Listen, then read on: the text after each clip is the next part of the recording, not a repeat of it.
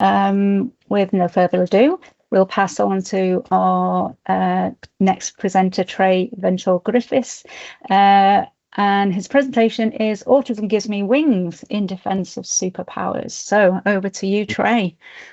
Okay, so afternoon, everyone.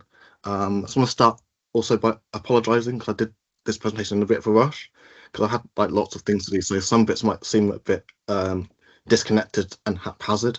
But to set the story straight from the beginning, I agree with quite a lot of the people that say that autism doesn't feel like a superpower.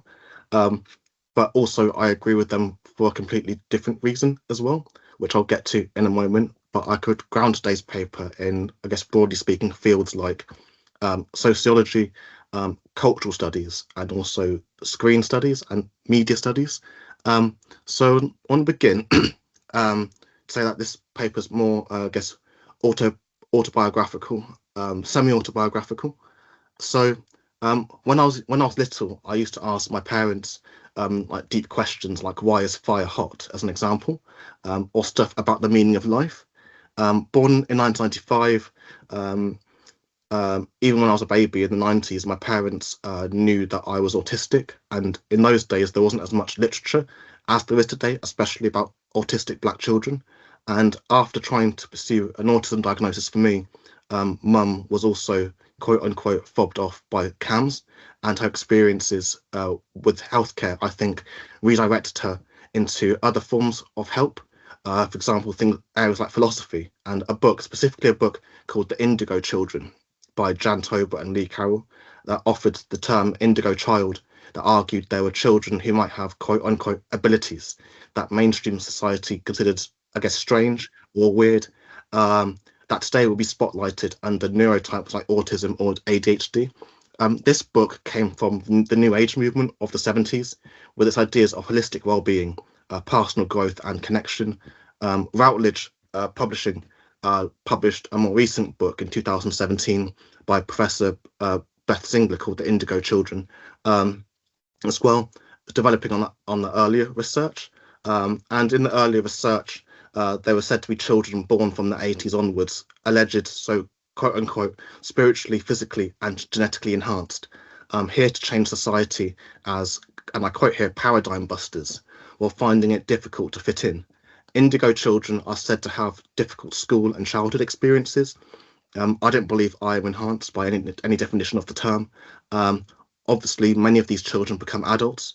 So this idea of autistic superpowers then has legs, going back to the 90s, not necessarily in areas like disability or autism studies, but maybe, as I've not done enough research to make that claim yet, but these left field books that would definitely be frowned upon in, I guess, mainstream academic circles. Tober, Carroll, and then later Beth Singler, later writing about indigo children, lends itself to autistic superpowers, and whether superpowers can be embraced for individuals on an individual level rather than a collective. So from mutants to metahumans, being seen as super often arrives with super problems. So few understand this better than Black people, where in the white gaze we can be seen as supernatural, magical, and enhanced, with one of the most popular examples being Black extreme tolerance to pain, specifically Black women in areas like the NHS, for example. So you look at the childbirth statistics, less likely to be given medication and things like that compared to white women who are in childbirth and so on, which then may lead to things like Black women being up to 4 times more likely to die whilst giving birth to a child compared to white women, and so forth. So seeing the backlash to autistic superpowers, I began to think of other ways into this subject, and the fact that lots of the characters that I enjoy watching are in fact disabled by their abilities. As African-American playwright Lorraine Hansberry wrote in 1962, the thing that makes you exceptional, if you are exceptional at all, is inevitably the thing that makes you lonely. So although I think autistic superpowers are on the surface are ableist, practicing some discernment can open a discussion that probably yields a more interesting conversation than having all the answers.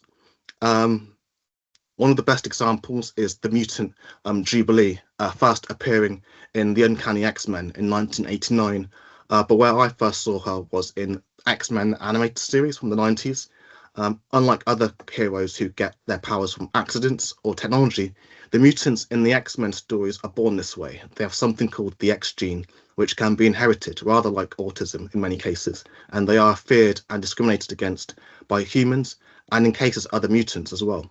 In series one, mutants Rogue and Storm find Jubilee fleeing from mutant killing robots called the Sentinels, and yet like many mutants, she doesn't know she is one. So she says, "Why is this happening to me? I used to be a normal kid. It's not my fault. What did I ever do to anybody? I didn't ask to be a mutant, just a kid." End quote. So as Jubilee has never been exposed to other mutants like herself, she sees the X-Men's help as hindrance.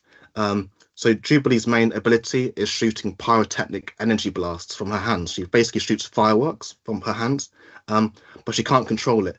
It controls her. It's overwhelming, and overwhelming her ability to have any chance of quote unquote a normal life, which is sort of why when I see the sort of the backlash to autistic superpowers, I think there's more going on in the term powers to describe autistic experiences where your powers can also disable you at the same time.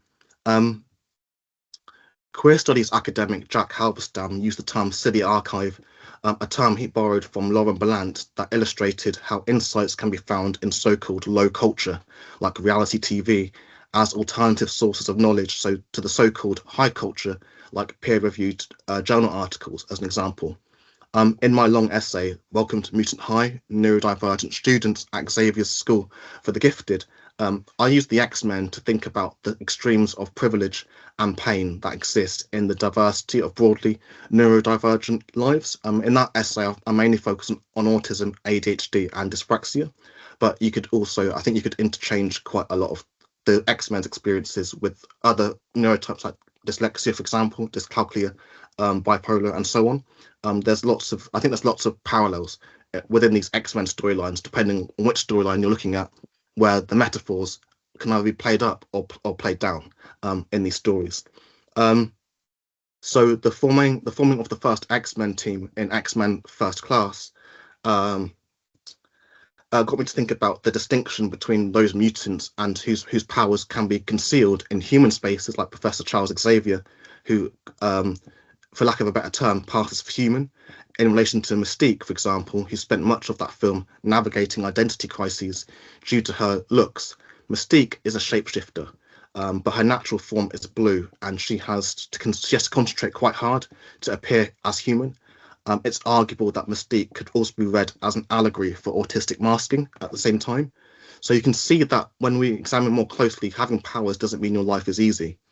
It just means you have different kinds of problems. So I don't always get offended because I think then I then think about the stories I was exposed to growing up. I'm part of the Sam Raimi generation that grew up with Tobey Maguire's Spider-Man. And I come to see Uncle Ben's iconic line, "With great power comes great responsibility," revisited in my autistic experiences. And I wouldn't describe myself as a savant by any means.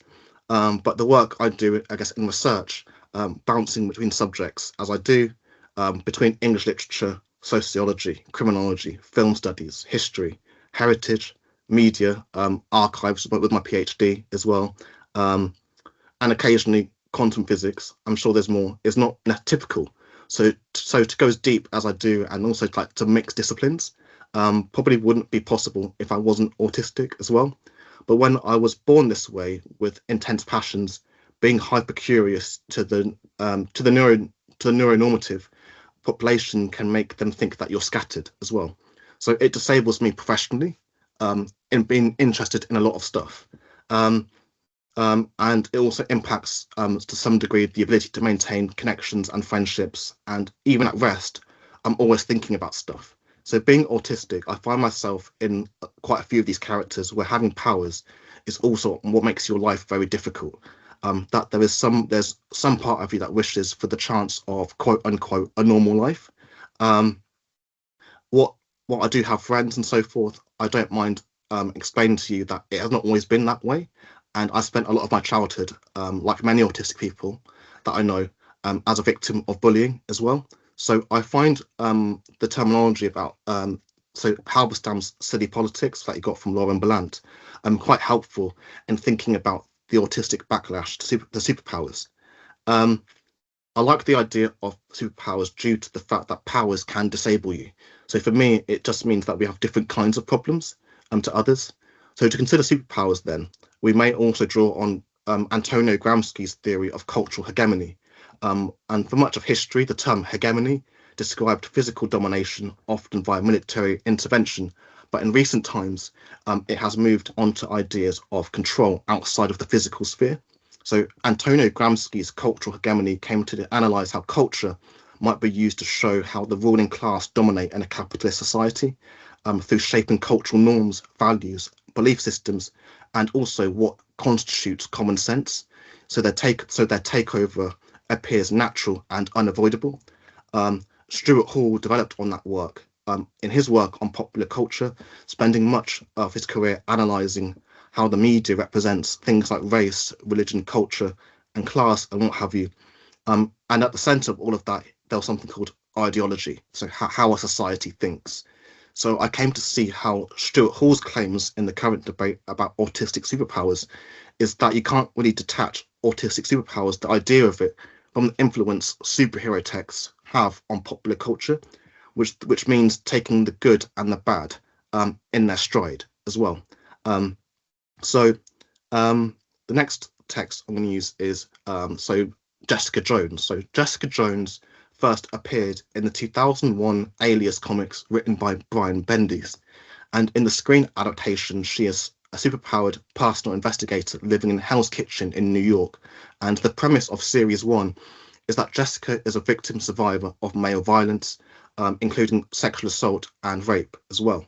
So from a very dangerous metahuman called Kilgrave, who can make people do whatever he wants by just using his voice. Through flashback scenes between the past and the present, we get to see how Jessica is victimized by Kilgrave in the past, or in the present he uses other people to get to her, which then forces Jessica to take on Kilgrave before he hurts anybody else. When it first aired in 2015, I remember lots of chatter headcanoning Jessica as an autistic character.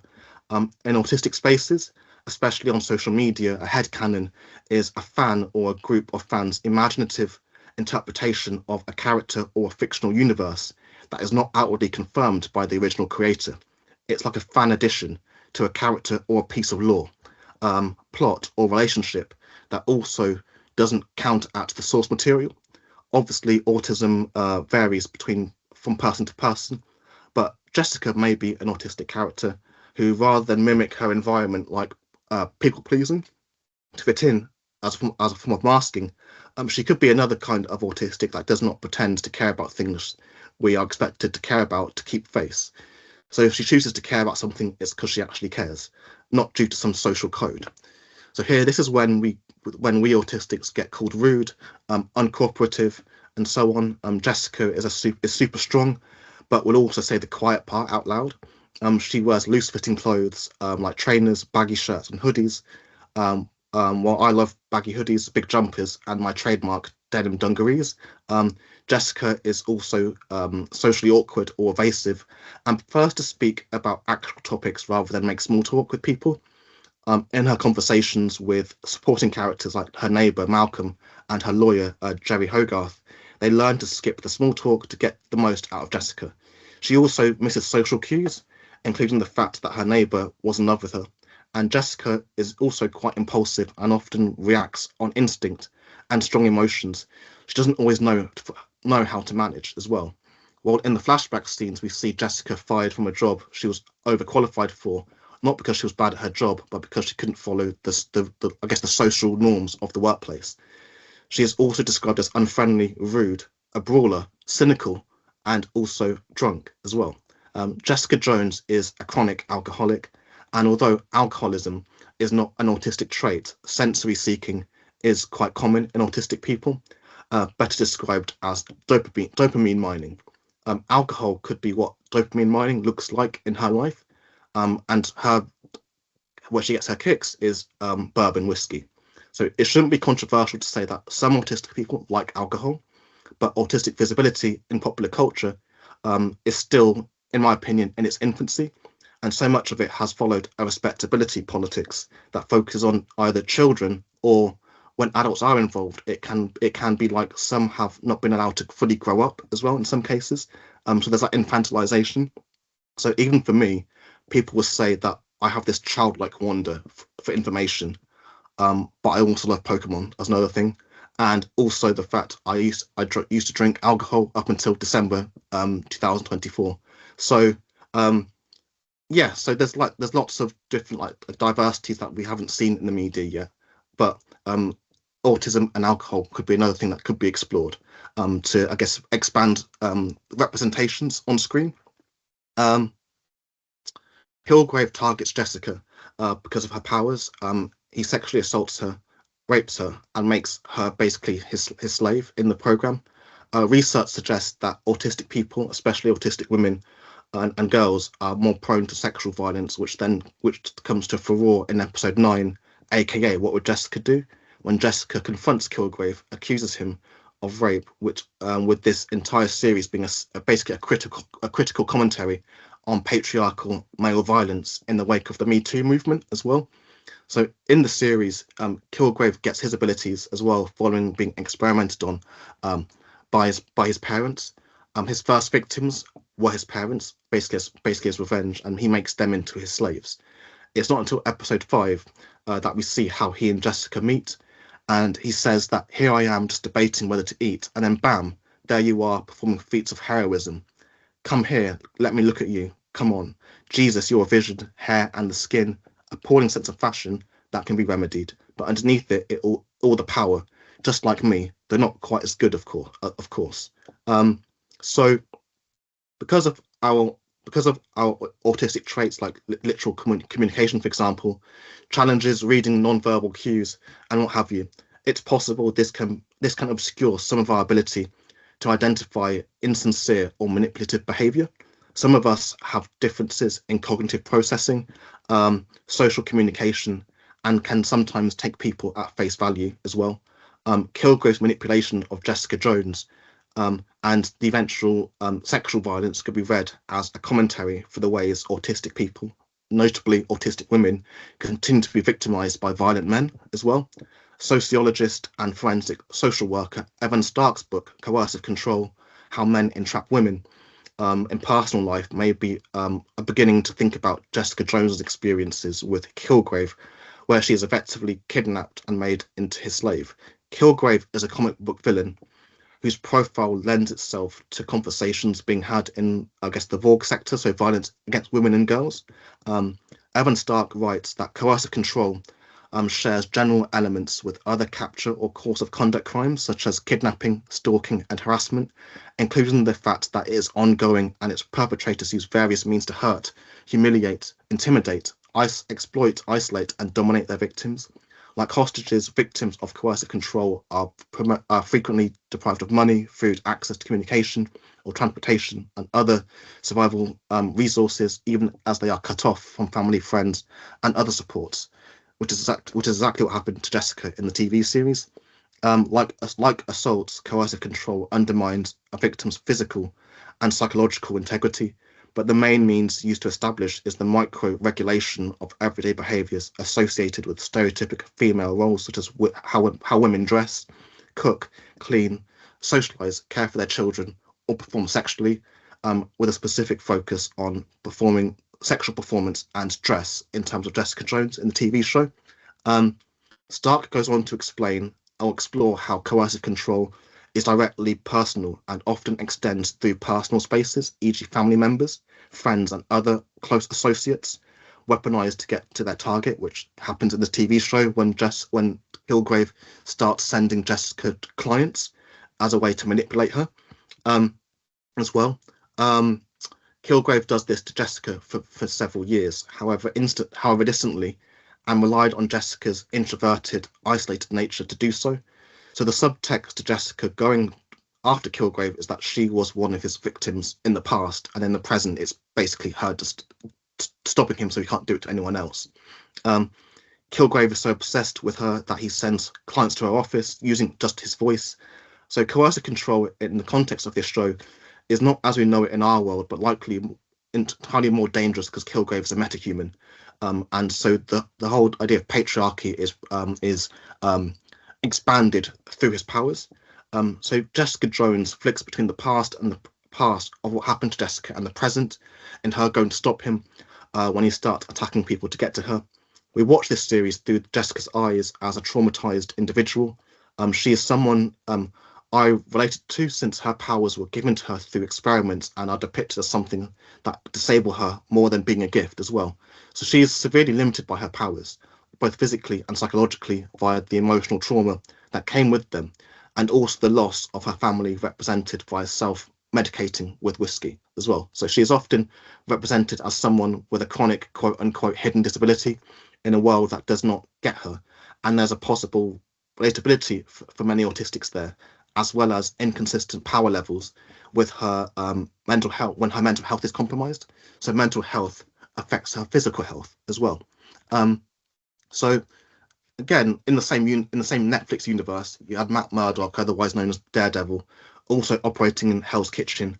Was blinded in an accident. He is able to see in other ways, what we call radar sense, and he has heightened super senses. Master martial arts is name, and he was trained by basically a ninja cult called the Hand, while having a unique radar sense that allows him to perceive his surroundings with a 360-degree awareness. He is often overwhelmed by his abilities, which operate at peak intensity all day, every day, and he's constantly distracted by New York's noises, heartbeats, and in cases, this sensory overwhelm can leave him in some considerable pain as well.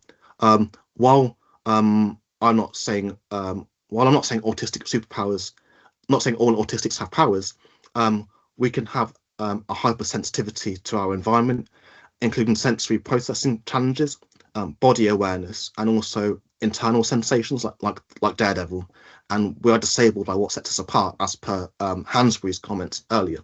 So when it comes to autistic powers, then, as someone that loves this genre, I don't necessarily get offended when people say that autistics have superpowers, because in these stories there's often more going on. At least for me, not all powers are good, which is something I find gets missed out in the criticism of the autistic superpowers discourse.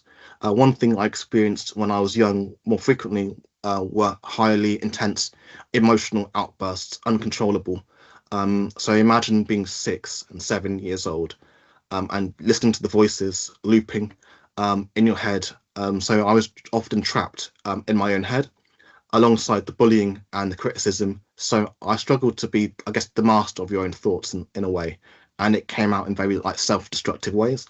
So as a child, I was always incredibly angry, and I could never explain why. It was just anger, unkempt anger, upset, emotional, always fighting. And the looping voices so many autistics experience, I didn't know then were a manifestation of other people's external criticism as well. But our emotions, I think, are like any muscle, and you can learn to control it to varying degrees. Many of us find people to help us later on in life. That idea of the autistic elder, but in this context, the elder doesn't always mean someone who's older than you. It just mean someone that knows more, and sometimes the people that know more are younger than you as well. But further along in the process, X-Men First Class is a whole story about belonging and how community comes with discomfort. So in order to have community, you need to be a villager, and being a villager is uncomfortable as well, and it takes discomfort to do that. So when Magneto first meets the professor, he thought that he was the only mutant in the world, and that's what autism can feel like until you meet other autistic people. So we all have our tricks, and some powers are disabling, some powers aren't. So the first step in understanding one's autistic superpowers then is learning the extent of their disabling nature, and only once you learn how disabling your powers are, then can you begin the process of managing them at the same time. So that's really the end of my paper, and thanks very much for listening. And if you like stuff like that, you can find me on Instagram at TreyVentourEd as well, or send me an email as well, treyventour.com/ /contact, and I'll put that in the chat as well. But yeah, thanks very much for listening. Thank you, Trey. That was really interesting. And yes, it's lots of comments. So just let me find some of them. Chat.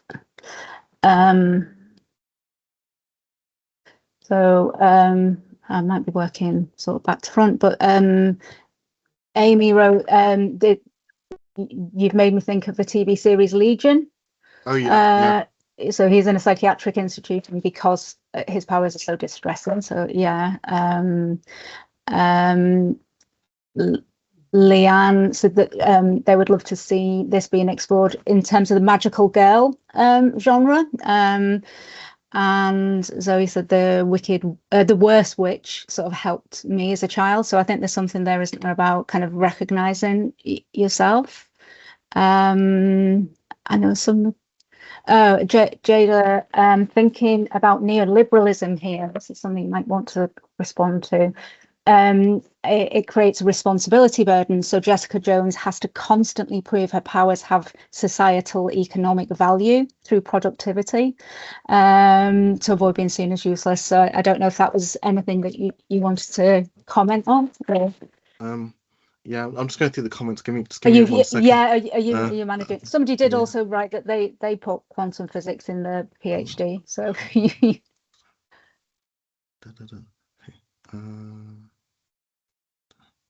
yeah, sorry, I didn't realize there were so many comments. I know, yeah, they're hard to read through. Yeah, lots of lovely comments.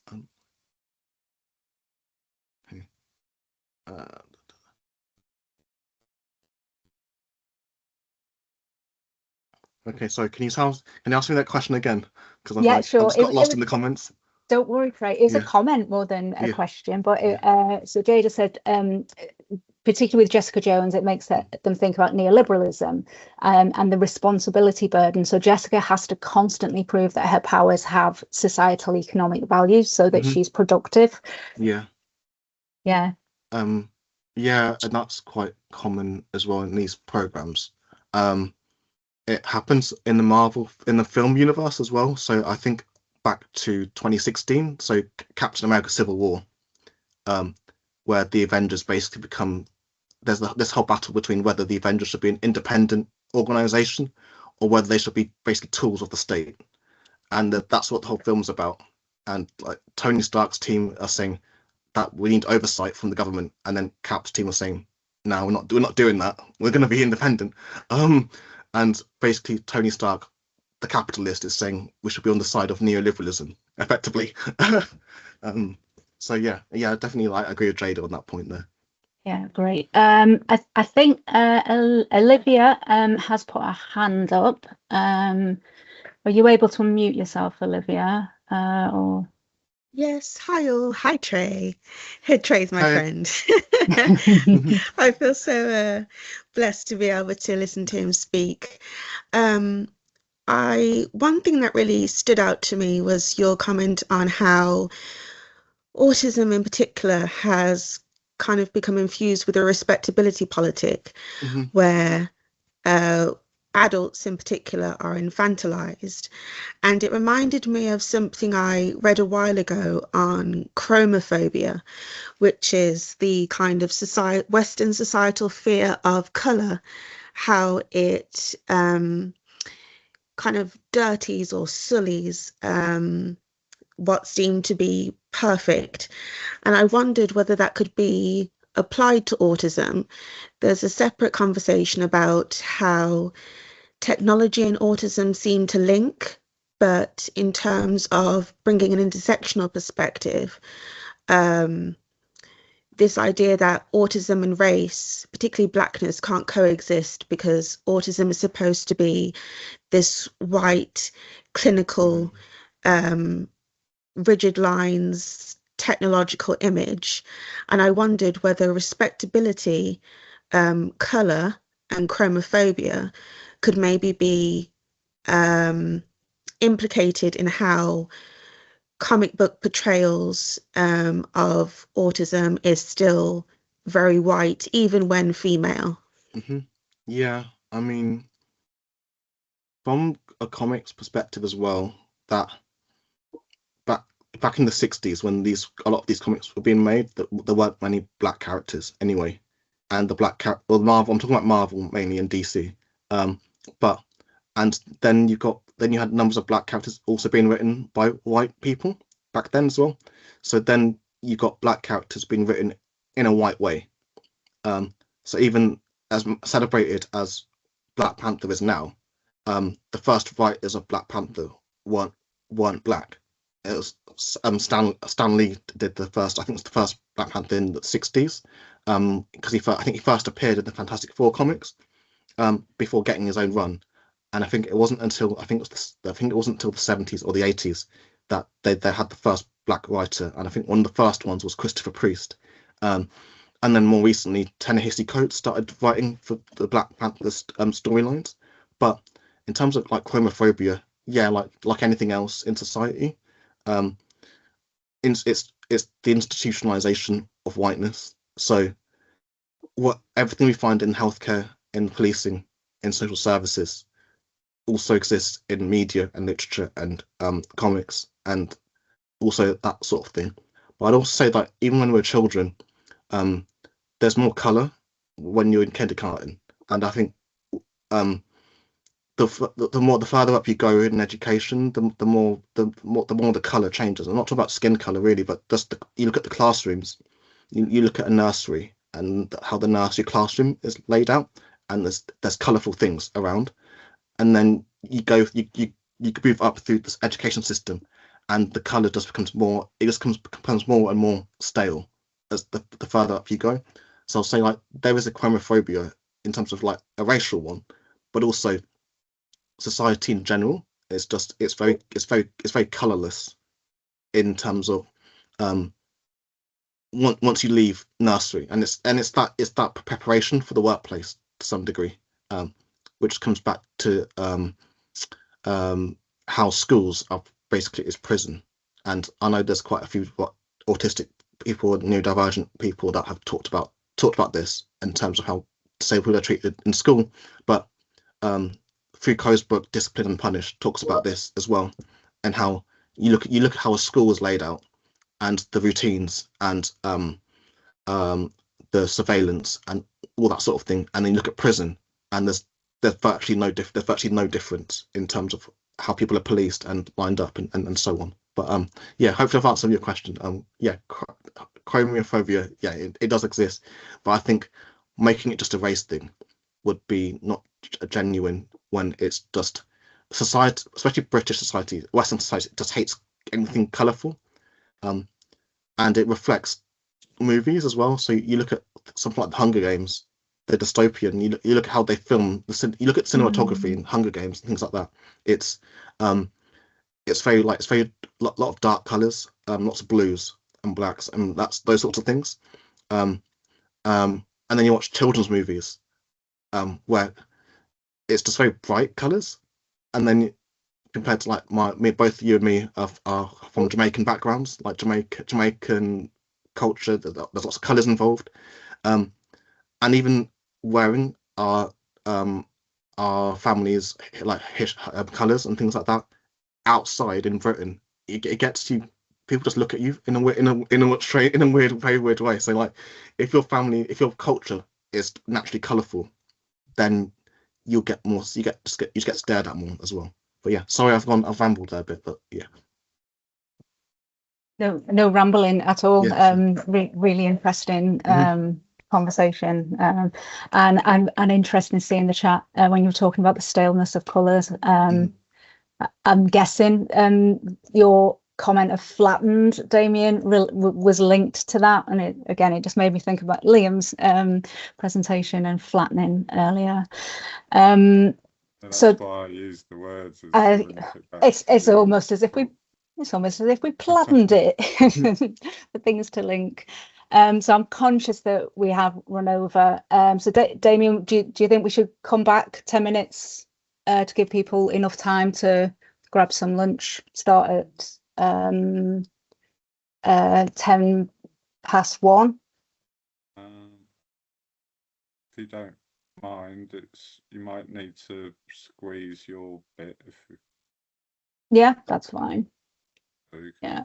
Depends on what everyone's doing at 1:30 and getting that presentation on time and things. Yeah. I'm just conscious sort of 20 minutes is tight. Not really long enough. Yeah. Unless we just break until 1:30. Yeah. And just have and the then final talk. And then come back with Amy and Amy. Yeah, that works. Absolutely. Okay, well, time to get some lunch and refuel. definitely. And yeah, I think after this morning and the amazing presentations we've had, and I think our brains need a little bit of rest, because I think they're very, very stimulated. So presenters, obviously you wouldn't have had a chance to catch all the comments. Please do. It's always nice to go back and look at not only the fantastic feedback, but just some of the thoughts that your presentation has sparked in other people. I think is always great to see. So yeah, go and grab lunch, rest, walk, whatever you need to do to feel rested, and we will see you back at 1:30. And thanks to presenters, and thanks to all our audience, because yeah, together we make this work, don't we? So thank you, and we'll see you soon.